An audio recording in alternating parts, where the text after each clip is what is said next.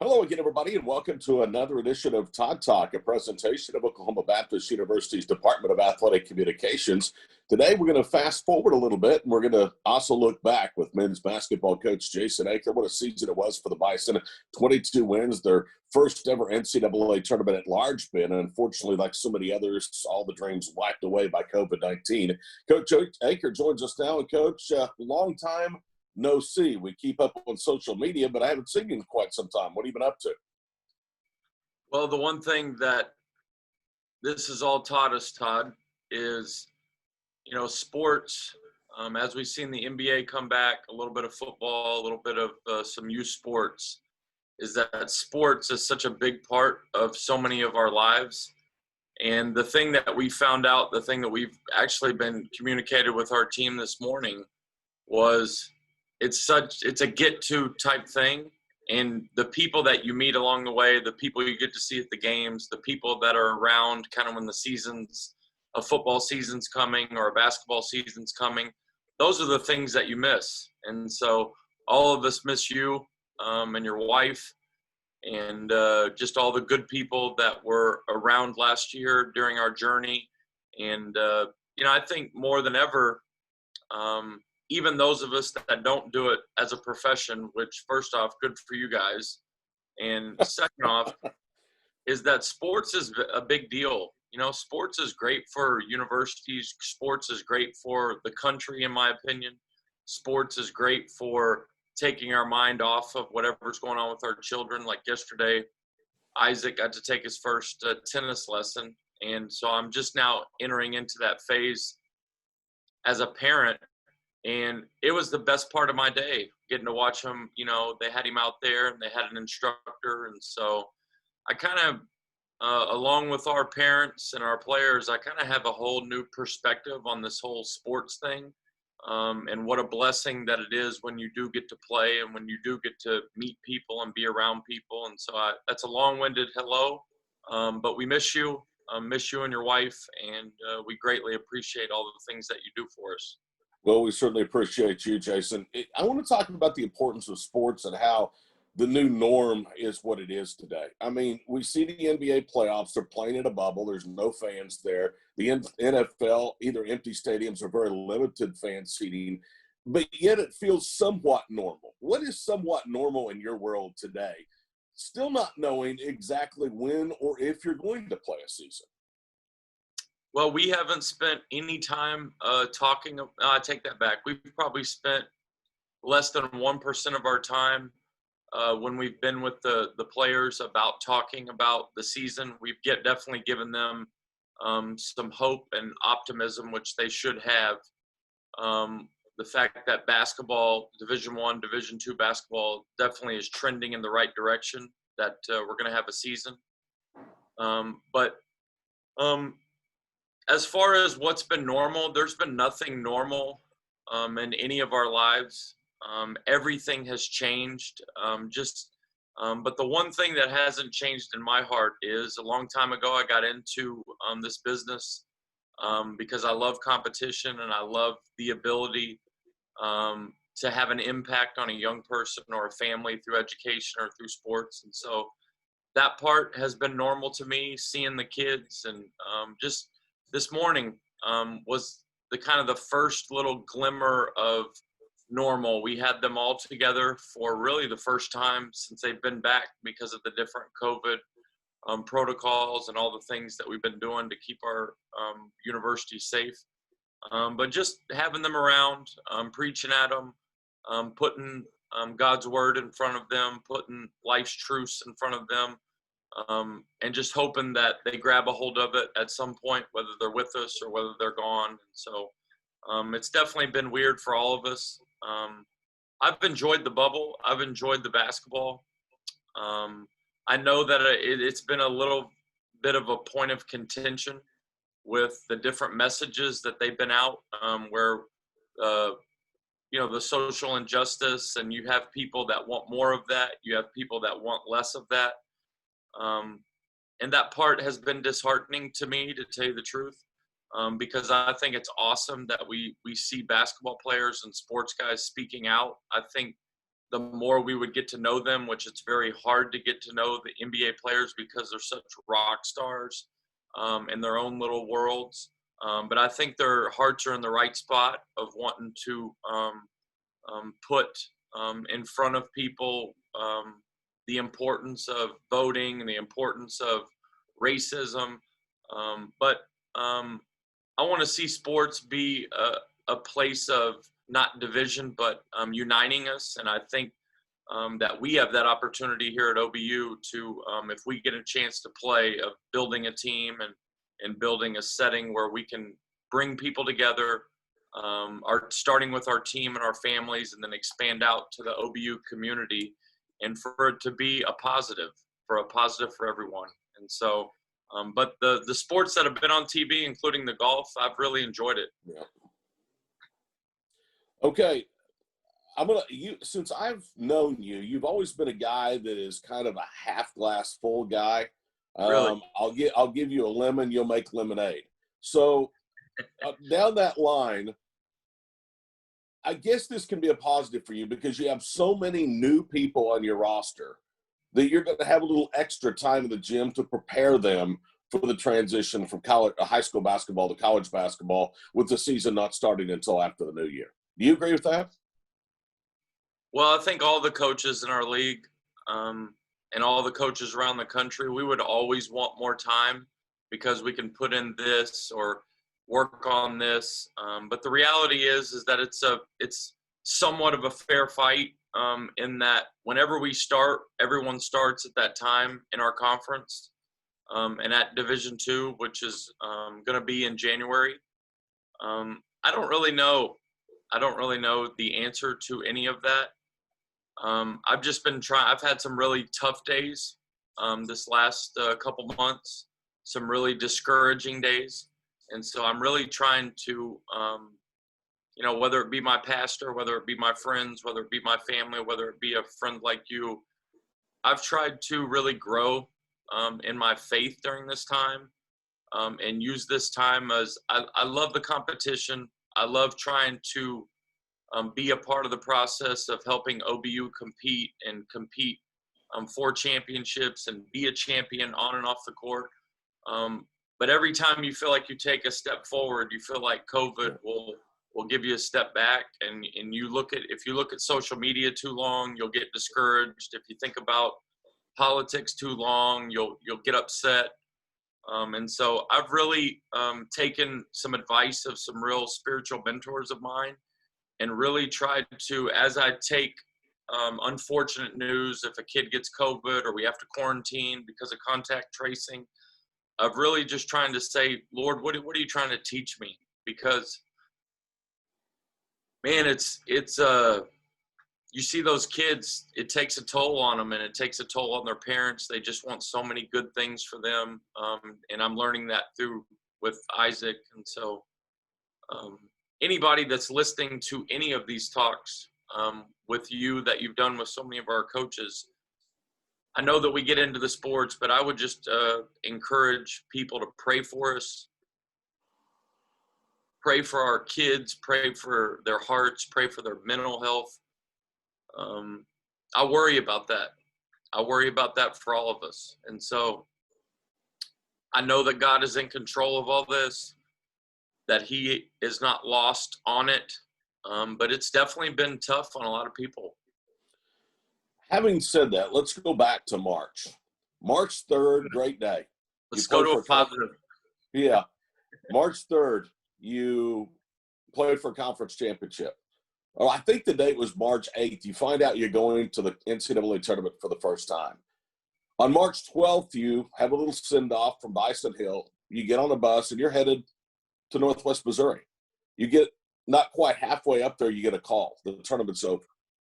How did you handle that? What was that like on a bus to turn and look at that group of 15 guys and tell them, I'm sorry, your season's over, and for 3 seniors who were very good seniors for you, your careers are over? How hard was that? Well, personally, if we want to talk about selfishly about me, I was upset. I was frustrated. anytime when someone tells you your season's over, there's always a sense of relief because you've been at it for so long. So you have a little bit of that. But, a lot of us have waited our whole lives to play in that game. I mean, that was, I hate to make it sound that way, but it's true of me. Like, I had dreamed about coaching in a game like that for as long as I'd been in coaching. And so to get a phone call like that right before you're able to do that, and our team was confident, I don't know how we would have matched up, but that was the thrill in it. That was why your heart rate was up, is that I wanted to see OBU on that court versus the number one team in the nation. I have the utmost respect for Northwest. I mean, they are the most dominant program in Division I or Division II in the last 5 years, statistically and on the court, having won two of the last 4 national championships. But I don't know. I mean, it's just like you work your whole life, you work all season, and then boom, it's over. And so it obviously didn't take our players long and me long to get some perspective on that. It wasn't it wasn't about OBU. I mean, there's so many high school seniors, whether it be prom or whether it be, and then when you look at baseball and you look at sports like that we got to play our season. We got to see the fruits of our labor. We didn't get to play in that game, and that was OBU's opportunity to make history. You win that game. I mean, there's some bigger wins out there, obviously, that we've all talked about over the years. OBU basketball has such a wonderful, wonderful tradition. But what bigger moment would it have been? And I know on that bus we had belief. I know on that bus we had fire. I know on that bus we had excitement. And so we pulled over. I checked the budget, and to make sure we had a few extra bucks, we went to P.F. Chang's. And none of the guys really had been there, a whole lot of them. And so I ordered so many of their wonderful dishes. And we just kind of sat there and grinned. And I didn't really talk to the guys some big speech, because that had been our whole year. I mean, we fought from February 1st until that day. If one of those moments went wrong, we would have not been on that bus. I mean, every one of those buzzer beaters that happened.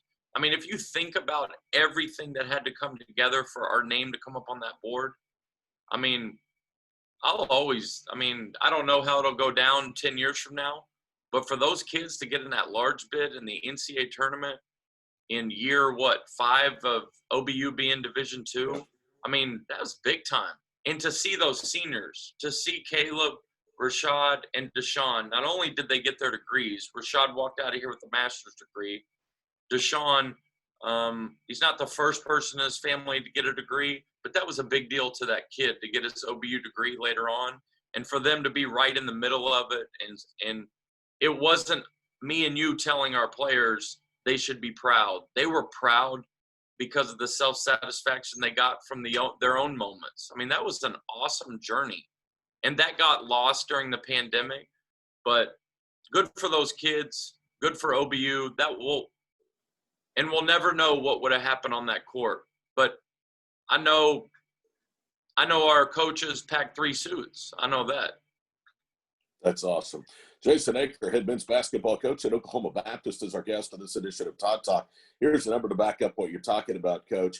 10-1 in games decided by 6 or less last year. If any one of those 10 wins break the other way, you're not into Maryville. So it was a terrific season at 22-9. You speak of Rashad Lewis. I want to bring up him because we had him on Todd Talk a couple of weeks ago. Recently signed a pro contract in Bosnia. I know that you're awful proud of Antonio as a person. Antonio? Yeah. And okay. You're very, very proud of him as a person, and certainly now as a professional basketball player. Yeah, Antonio Wade. Hopefully Rashad signs a pro contract here coming up soon. But as far as Antonio Wade coming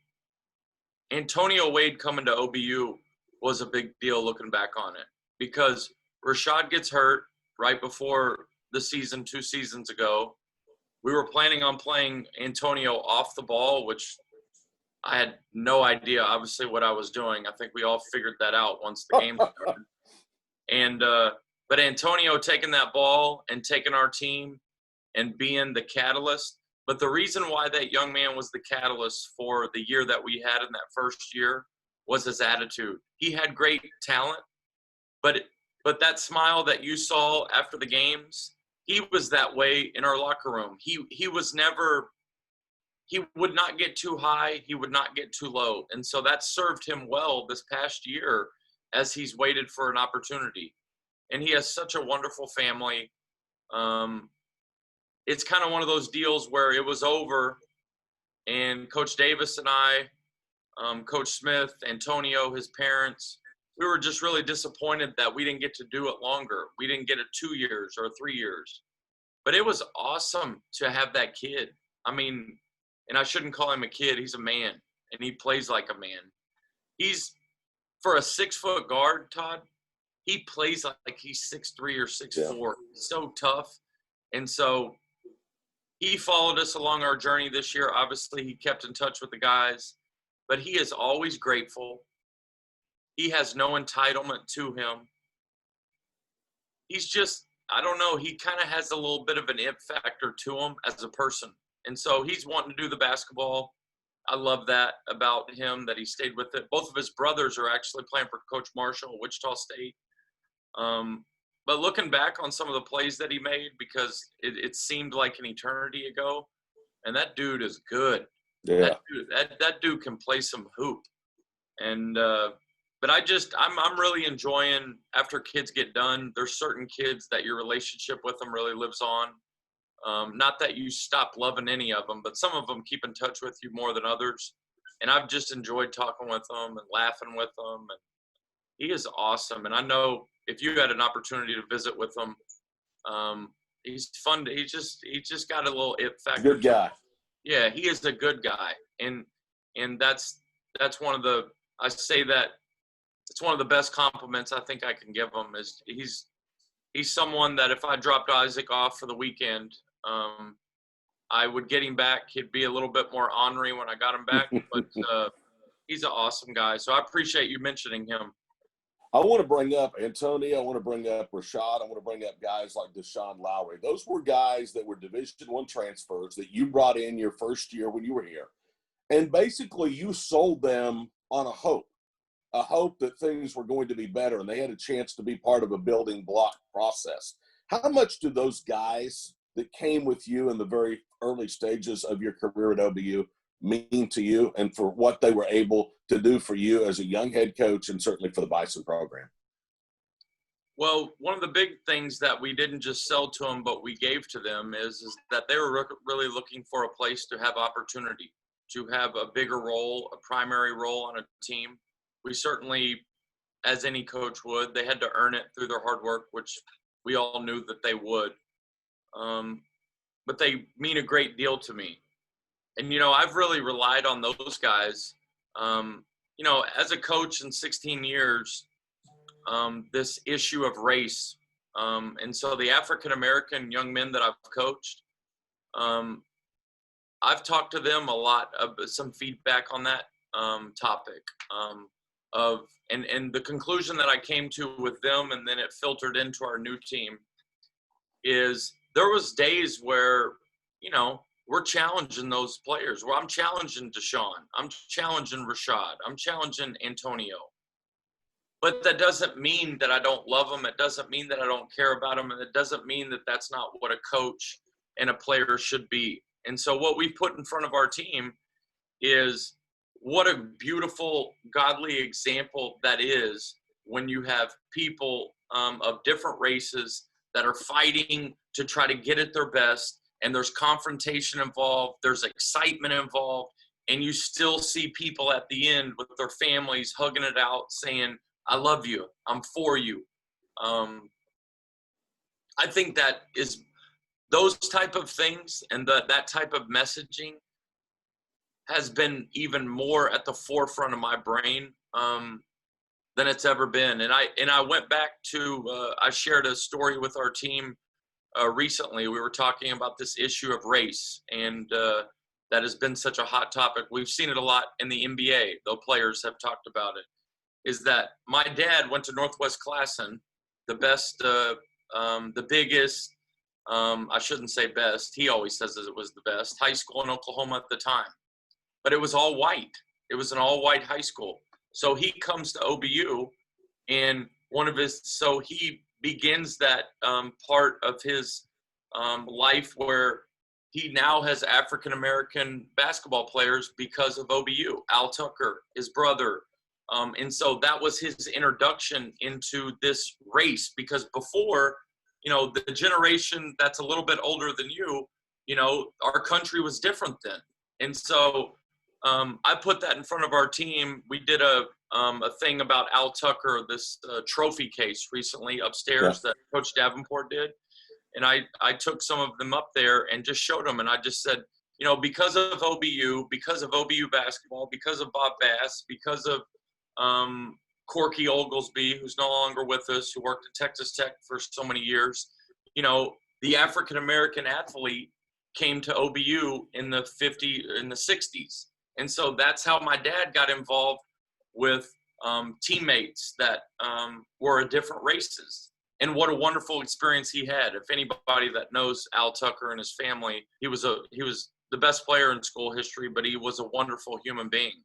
And I said, from that, he graduates from OBU, he raises his family, and he had such a wonderful experience at OBU, and now his son is back here coaching. And I just said, that's how this whole thing works. And that's how, in a small way, Todd, we can be the solution to this, and we can open our ears, and we can listen to all the things that people have gone through. And I also use that as an opportunity to say OBU has been a big part of that. The OBU men's basketball program, when you look back at all of our best players, they're all races. They're all races when you think about the GOATs of our program. And so I'm proud of that. I'm proud of what our program stands for. I'm proud of how our university has handled, whether it be COVID or whether it be different things that they're putting in front of us. And so those have been some things that we've really talked about within our team that we never have before. By the way, I had a chance, as you know, to spend some time with your mom and dad for dinner this summer. And I picked Alan's brain quite a bit about Al Tucker because, Really? you hear so much about him, but obviously did never see him play. But your dad had the utmost respect for Al and his brother. I mean, it's great to listen to some of those stories. So, yeah, that's a cool story you just shared with us. Jason, you're still a young coach, now about to begin your third year as a head coach. You're a guy that embraces your past stops at Liberty with Richie McKay, at Mercer with Bob Hoffman. But during this time of COVID-19, their experience is no more nor no less than yours. Don't you agree that every coach is kind of on their own to how to figure out how to handle times like this? Because there is no blueprint manual for dealing with something like this. Well, the more that you talk with your peers or mentors or former coworkers, every university is handling it a little bit differently. You have the CDC and you have those guidelines, but every university is kind of left to take care of their own yard. And so you can talk with people about what they're doing and hear what they're doing with their workouts or hear what they're doing with their academics. But you really go back to whatever your president and whatever your athletic director has decided the best course of action. All the coaches I've talked to, it's always been a little bit unique to their institution.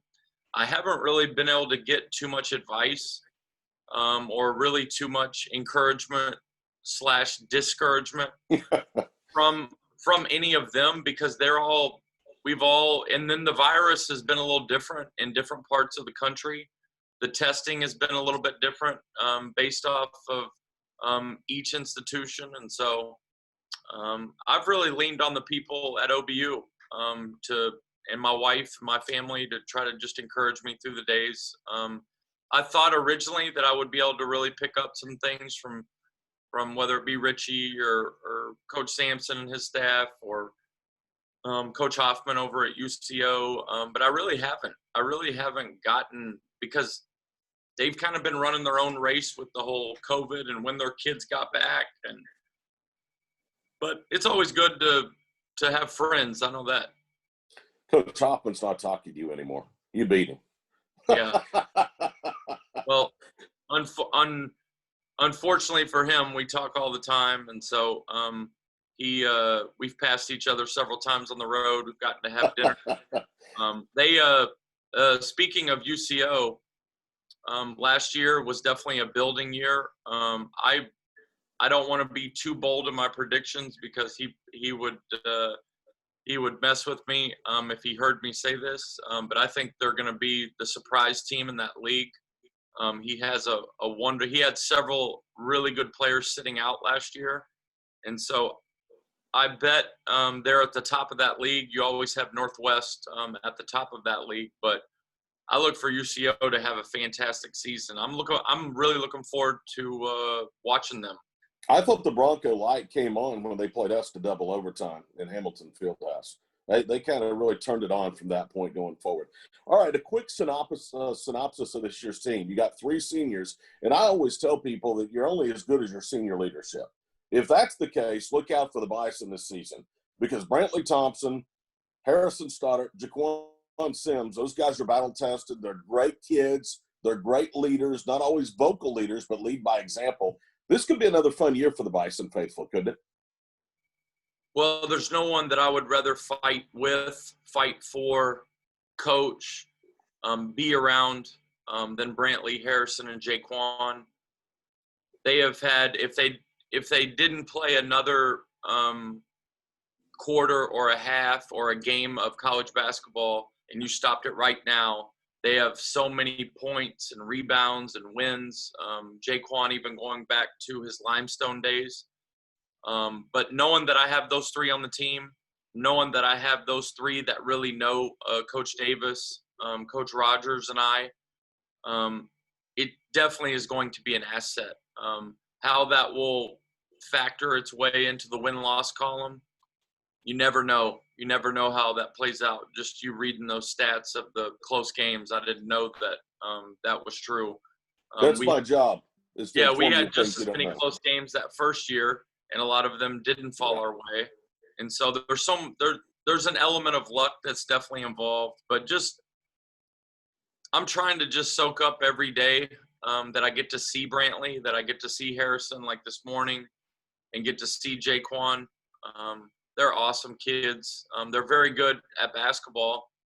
I think they're going to be the catalyst to us having a fantastic season, but there's so many things that have to go right that we have to put in place.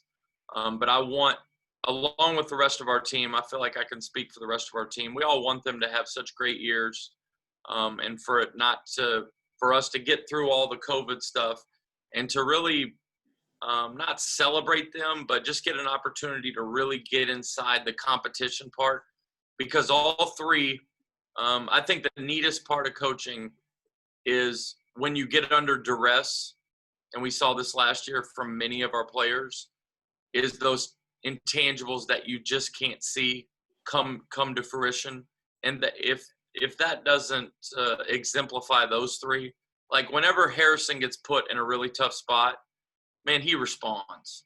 Whenever Brantley, you think Brantley's, been knocked down, man, he's getting up every time. Whenever you think Jaquan's had enough, man, he comes back with a great game.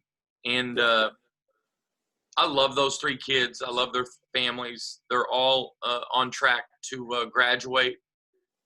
We're starting a little bit new thing with our seniors. Of just getting them to think about what they would want to do in the real world, which has been neat. It's been kind of a different theme that I've had for the seniors this year. But I think they're going to be 3 really good leaders on that court and off the court. I think they will be a different temperament team. I think Rashad and Deshaun gave us a competitiveness, gave us talent. They gave us real heart. They give us such a personality that they have. And Jaquan, Harrison, and Brantley, they have different characteristic traits to them. But all 5 of those kids that I mentioned, they're all winners. And so I just want to keep them healthy and not screw them up and just enjoy the time we have with them. Okay, last question for you, Jason. You're one of 12 teams in the conference that's going to do this, but everybody approaches it differently. This league is so tough. It's a 22-game marathon, not a sprint. You have no non-conference games to tune up for a brutal 22-game schedule. What's your thoughts on that? I mean, not even one or two non-conference games. That's pretty tough to play your first games out that determine maybe your fate in March and April.